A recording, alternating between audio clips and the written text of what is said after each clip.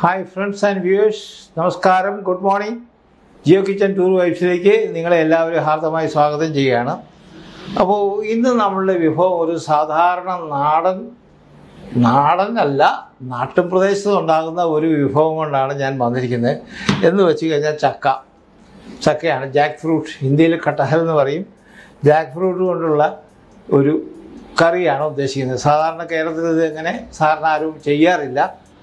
അപ്പോൾ നമുക്ക് ഈ ചക്ക എങ്ങനെയാണ് ഇത് ഒരുക്കേണ്ടതെന്ന് ഞാൻ ആദ്യം ഒന്ന് പറഞ്ഞു തരാം. എന്താണെന്ന് വെച്ച് കഴിഞ്ഞാൽ ഇത് കണ്ടേ, ഈ ചക്കയുടെ ഈ പുറന്തൊലി ചെത്തി കളഞ്ഞിട്ട് ഈ കഷ്ണങ്ങളാക്കും. കൂഞ്ഞി ഒന്ന് ചെത്തി മാറ്റും. കൂഞ്ഞി എന്ന് പറഞ്ഞാൽ അധികം കനത്തിൽ വയ്ക്കില്ല, ഒന്ന് ചെത്തി മാറ്റും.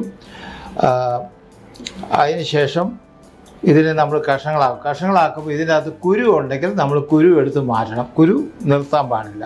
അപ്പോൾ അങ്ങനെ എടുത്ത കഷ്ണങ്ങളാണ് ഇതെല്ലാം. അപ്പോൾ ഇങ്ങനെ ഇനിയിപ്പോൾ നമ്മളെന്താ ചെയ്യാൻ പോകുന്നത് വെച്ച് കഴിഞ്ഞാൽ ഈ കഷ്ണങ്ങൾ നമ്മളൊന്ന് ഷാലോ ഫ്രൈ ചെയ്തെടുക്കും. കുറച്ച് എണ്ണ ഒഴിച്ച് കഴിഞ്ഞ് ഇതിലൊന്ന് ഷാലോ ഫ്രൈ ചെയ്യുക, അതാണ് ഞാൻ ഉദ്ദേശിക്കുന്നത്. അപ്പോൾ നമുക്കൊന്ന് ഷാലോ ഫ്രൈ ചെയ്യാം. പക്ഷേ അത് കഴിഞ്ഞിട്ട് ബാക്കിയുള്ള കാര്യങ്ങൾ ഞാൻ പറയാം. നമ്മുടെ എണ്ണ ഷാലോ ഫ്രൈ ചെയ്യാൻ വേണ്ടി ഞാൻ പാനിൽ എണ്ണ ഒഴിച്ചിരുന്നത് കുറച്ച് എണ്ണയേ ഉള്ളൂ. അപ്പോൾ ഒന്ന് നമുക്ക് ഷാലോ ഫ്രൈ ചെയ്തെടുക്കാം.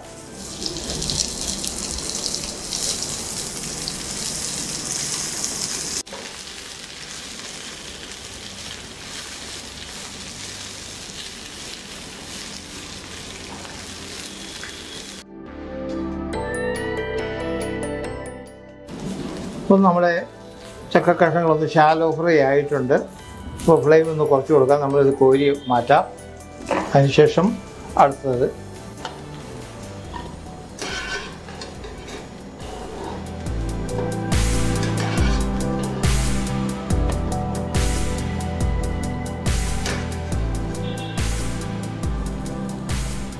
നമ്മളിനി അടുത്ത ട്രിപ്പ് ഇടാൻ പോവുകയാണ്. അപ്പോൾ നമ്മൾ എണ്ണ ഉപയോഗിക്കുന്നത് ഇവിടെ സൺഫ്ലവർ ഓയിലാണ് ഉപയോഗിക്കുന്നത്. ചിലപ്പോൾ നോർത്ത് ഇന്ത്യൻ കറി ആയത് കാരണമാണ് ഞാൻ സൺഫ്ലവർ ഓയിൽ ഉപയോഗിക്കുന്നത്, അല്ലെങ്കിൽ വെളിച്ചെണ്ണ ഉപയോഗിക്കാമായിരുന്നു. ഏതാണേലും കുഴപ്പമില്ല. അടുത്ത ട്രിപ്പാണ്.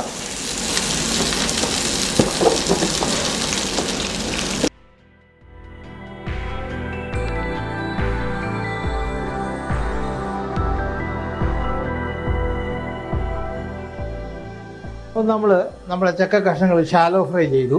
ഇനിയിപ്പോൾ അടുത്ത നടപടി നമുക്ക് എന്താ ചെയ്യാനുള്ളതെന്ന് വെച്ച് കഴിഞ്ഞാൽ നമുക്കിതിനകത്ത് കുറച്ച് ഡ്രൈ മസാല പൊടികൾ നമ്മൾ ഇതിനകത്ത് ചേർക്കാനുണ്ട്. അപ്പോൾ ഒരു 1.5 ടീസ്പൂൺ ജീരകപ്പൊടിയുണ്ട് ഞാൻ ചേർക്കുന്നത്. ജീരകപ്പൊടി റോസ്റ്റഡ് ജീരകപ്പൊടിയാണ്, നമ്മൾ വറുത്ത് പൊടിച്ച് വെച്ചിരിക്കുന്നതാണ്. ഇനി നമുക്ക് ചേർക്കാനുള്ളത് മഞ്ഞൾപ്പൊടിയാണ്. മഞ്ഞൾപ്പൊടി ചേർത്തു. മുളക് പൊടി ചേർക്കാനുണ്ട്. കാശ്മീരി ചില്ലിയാണ്. ഇനി നമുക്ക് മല്ലിപ്പൊടി ചേർക്കാനുണ്ട്. ഈ അളവുകളൊക്കെ ഞാൻ ഡിസ്ക്രിപ്ഷനിൽ പറയുന്നതായിരിക്കും. ഇനി നമുക്ക് ചേർക്കാനുള്ള കുറച്ച് ബേസനാണ്, നമ്മുടെ കടലപ്പൊടി എന്ന് പറയുന്നത്. ഇതൊരു 1-2 ടീസ്പൂണുണ്ട്. പിന്നെ നമുക്ക് ഏറ്റവും അവസാനമായിട്ട് ഉപ്പ് ചേർക്കണം. ഇനി ഇത് കൈകൊണ്ട് ഇത് നന്നായിട്ട് കുഴച്ച് യോജിപ്പിക്കണം. നമ്മളിത് ഡീപ്പ് ഫ്രൈ ചെയ്യാൻ വേണ്ടി ഒരു പാൻ ഇവിടെ വെച്ചിട്ടുണ്ട്, ഒരു കടായി വെച്ചിട്ടുണ്ട്.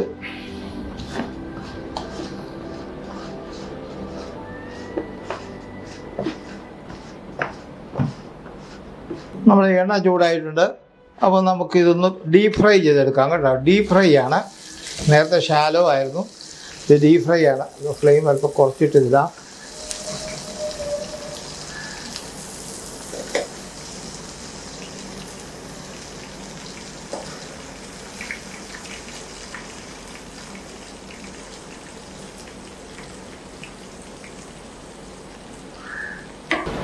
അപ്പോൾ നമ്മുടെ ചക്ക ഏകദേശം ആയിട്ടുണ്ട്. അപ്പോൾ ഞാൻ ഫ്ലെയിം ഒന്ന് കുറയ്ക്കുകയാണ്. കോരിയെടുക്കാം.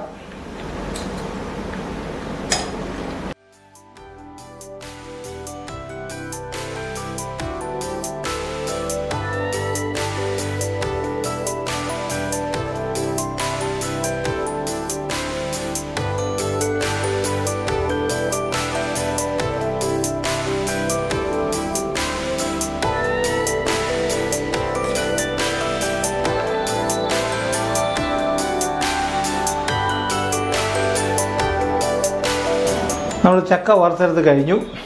ആദ്യം നമുക്കൊരു ചെറിയ കഷ്ണം ഒന്ന് ടേസ്റ്റ് ചെയ്ത് നോക്കാം. അത് എങ്ങനെ ഉണ്ടെന്ന് അറിയട്ടെ. ചക്കയാണെന്ന് തോന്നുന്നില്ല കേട്ടോ, പ്രത്യേക ഒരു ടേസ്റ്റാണ്. നല്ല ഇറച്ചി ഒക്കെ വറുത്ത പോലെ ഒരു ടേസ്റ്റാണ് ഇത് വരുന്നത്. അപ്പോൾ നമ്മുടെ ഇൻഗ്രീഡിയൻസ് ഒക്കെ ഒന്ന് കാണിക്കാം. ചക്ക വറുത്ത് വെച്ചിട്ടുണ്ട്, കൂടാതെ സവാള നമ്മൾ കൊത്തി അരിഞ്ഞ് വെച്ചിട്ടുണ്ട്, പിന്നെ ജിഞ്ചർ ഗാർലിക് പേസ്റ്റാണ്, പിന്നെ ടൊമാറ്റോ പേസ്റ്റാണ്, പിന്നെ നമ്മുടെ മുളക് പൊടി, മല്ലിപ്പൊടി, മഞ്ഞൾപ്പൊടിയും ഉണ്ട്, കൂടാതെ കസൂരി മെത്തിയുണ്ട്, ഗരം മസാല ഉണ്ട്, ഉപ്പുണ്ട്. ഇത്ര ഐറ്റമാണ് നമുക്കുള്ളത്. അപ്പോൾ നമുക്കിനി ഈ പാൻ ചൂടായിട്ടുണ്ട്. നമുക്ക് അല്പം എണ്ണ ഒഴിക്കാം. ചൂടായ എണ്ണ തന്നെയാണ്. ഇതിലേക്ക് നമുക്കിനി സവാള ഇടാം. ഒരു സവാളയാണ്.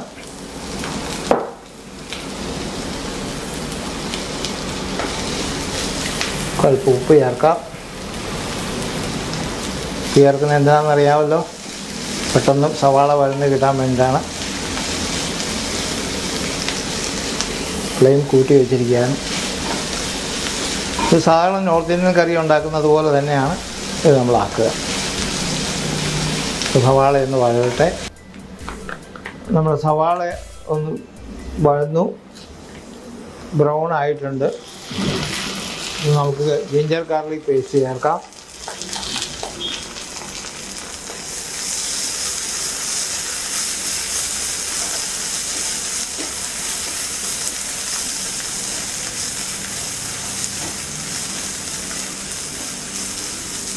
ഇനി നമുക്ക് ടൊമാറ്റോ പേസ്റ്റ് ചേർക്കാം. ടൊമാറ്റോ പേസ്റ്റ് ഇപ്പം ചേർക്കാം, അതല്ലെങ്കിൽ ഡ്രൈ മസാല ചേർത്തതിന് ശേഷം ചേർക്കാം. എങ്ങനെ വേണമെങ്കിലും ചെയ്യാം.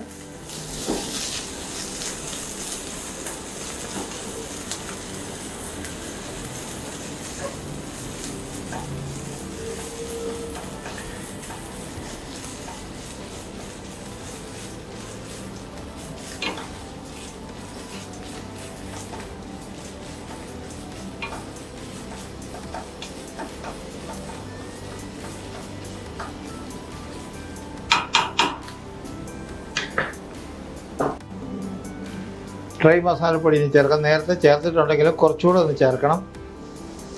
മഞ്ഞൾപ്പൊടിയാണ് ഒരു 1/4 ടീസ്പൂൺ, അത് മതി. മുളക് പൊടിയുണ്ട്, അതൊരു 1/2 ടീസ്പൂൺ. ഇനി മല്ലിപ്പൊടിയുണ്ട്, അതൊരു 1/2 ടീസ്പൂൺ മതി.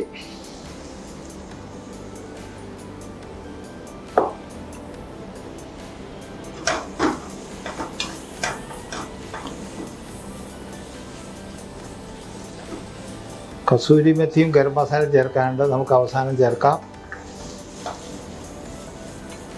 ഇനി നമ്മൾ ചേർക്കാനുള്ളത് നമ്മളെ വെച്ചിരിക്കുന്ന ചക്ക വറുത്ത് വെച്ചിരിക്കുന്നതാണ് ചേർക്കാനുള്ളത്.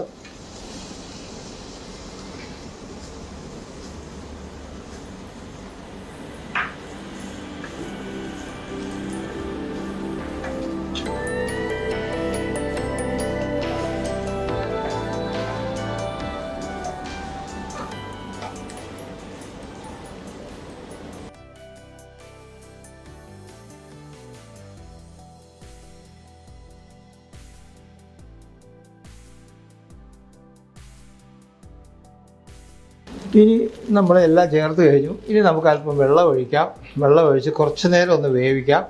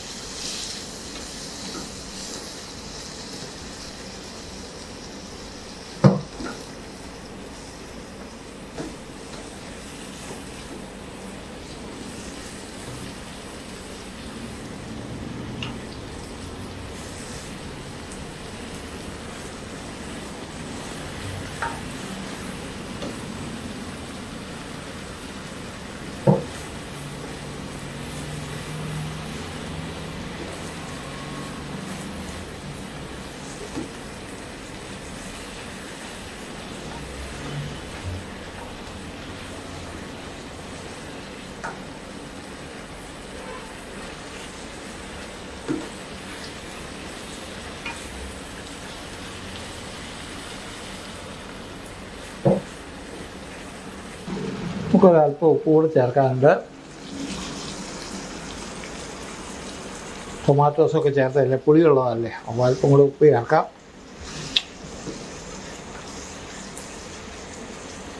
ഉപ്പ് ഒന്നുകൂടെ പരീക്ഷിക്കാം.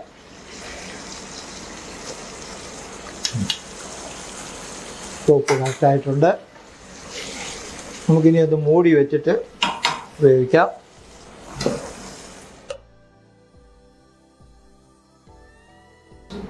നമ്മുടെ ചക്ക കറി ഇപ്പോൾ ഏകദേശം ഒരു 10 മിനിറ്റ്, ഏകദേശം 10 മിനിറ്റ് നമ്മൾ വേവിക്കുക. പക്ഷേ ഇതിനിടയ്ക്ക് ഒരു കാര്യമുണ്ട്, ഇതിൻ്റെ വെള്ളം തീർന്നുകൊണ്ടിരിക്കുമ്പോൾ കുറേശ്ശെ വെള്ളം നമ്മൾ ആഡ് ചെയ്യണം. ഈ ചക്ക ആയത് കാരണം വെള്ളം വലിച്ചെടുക്കുന്നുണ്ട്, പെട്ടെന്ന് വലിച്ചെടുക്കുന്നുണ്ട്. അപ്പോൾ ആവശ്യത്തിന് ഇതൊന്ന് നമ്മൾ വെള്ളം ചേർത്ത് കൊടുക്കണം. അപ്പോൾ ഇനി നമുക്ക് ചെയ്യാനുള്ള എന്താണെന്ന് വെച്ചാൽ, നമുക്ക് അടുത്ത ഇൻഗ്രീഡിയൻസ് കസൂരി മെത്തിയാണ്. ഈ കസൂരി മെത്തി ചേർക്കുമ്പോൾ നമ്മൾ കയ്യിലിട്ടൊന്ന് ഞെരടിയിട്ട് വേണം ചേർക്കാൻ. അപ്പോൾ എന്നാലേ ഫ്ലേവർ മുഴുവൻ വരുള്ളൂ. അതുപോലെ ഇനി നമുക്ക് ഗരം മസാല ചേർക്കാനുണ്ട്.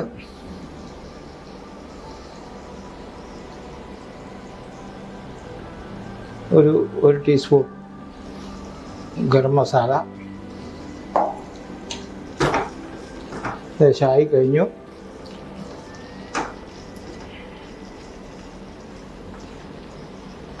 നമ്മൾ ചക്കക്കറി ആയിട്ടുണ്ട്. അപ്പോൾ നമുക്കിനി ഫ്ലെയിം ഓഫ് ചെയ്യാം. അപ്പോൾ നമുക്ക് ഈ ചക്കയെ പറ്റി പറയാനുള്ളപ്പോൾ, നമ്മൾ ചക്കയൊക്കെ കറി വെച്ചു. പക്ഷേ നമ്മൾ സാധാരണഗതിയിൽ ചക്കയെല്ലാം ഇത് വേസ്റ്റാക്കി കളയുകയാണ് ചെയ്ത്. വേസ്റ്റാക്കിയ സാധനമാണ് നമ്മളിപ്പോൾ കറിയാക്കിയത്. പ്രത്യേകിച്ച് നോർത്ത് ഇന്ത്യയിൽ ചക്ക വളരെ കുറവാണ്. അപ്പോൾ അവർക്ക് ചക്ക കിട്ടിക്കഴിഞ്ഞാൽ അതിൻ്റെ ഒരു സാധനം അവർ വേസ്റ്റാക്കി കളയില്ല, എല്ലാം തന്നെ അവർ കറി എന്തെങ്കിലും ആക്കും. അപ്പം നമുക്കിവിടെ ലാവിഷായിട്ട് ചിലവാക്കാനുള്ള ചക്ക ഇഷ്ടംപോലെ ഉള്ളതുകൊണ്ടാണ് നമ്മളത് ചെയ്യുന്നതെന്ന് തോന്നുന്നു. അപ്പോൾ നമ്മളതിനെപ്പറ്റി പരീക്ഷിക്കാറുമില്ല, ഗവേഷണം നടത്താറില്ല. അതുകൊണ്ടാണ് വടക്കേ ഇന്ത്യക്കാർ ഇതെല്ലാം ഒന്നും കളയാതെ കറിയാക്കിക്കൊണ്ടിരിക്കുക.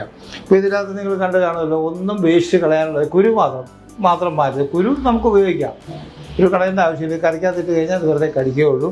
അപ്പോൾ അതുകൊണ്ട് നമ്മൾ വേസ്റ്റായി കളയുന്ന സാധനമാണ് നമ്മൾ ഇതിൽ ഉപയോഗിച്ചിരിക്കുന്നത്. അപ്പോൾ നമുക്കിനി ഇത് നമുക്കൊന്ന് പ്ലേറ്റ് ചെയ്യാം.